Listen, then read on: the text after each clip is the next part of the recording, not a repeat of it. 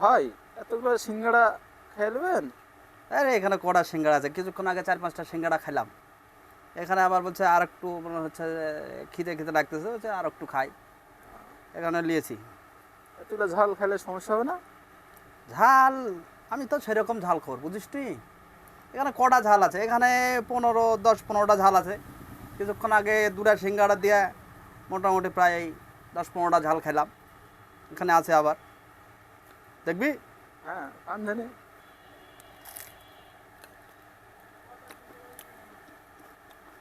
সেই স্বাদ,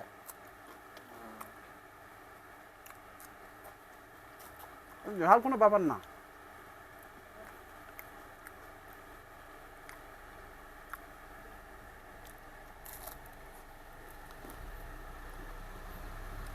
তাহলে ভাই সমস্যা হবে না নাকি? হ্যাঁ, তাহলে সমস্যা হবে না? কী সমস্যা হবে? পেট জ্বলবে না, কি জ্বালা পোড়া? ঝালে ভিটামিন সি আছে, ঝাল খেলে বরঞ্চ শরীর ভালো থাকে।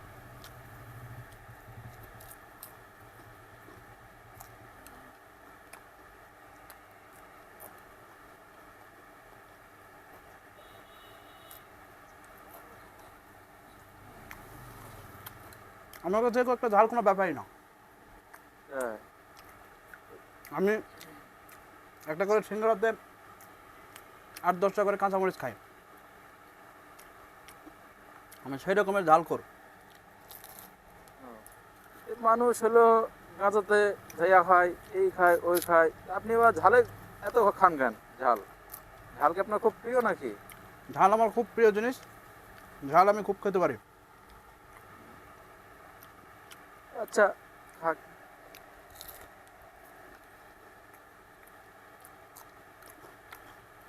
কোনো ব্যাপারই না।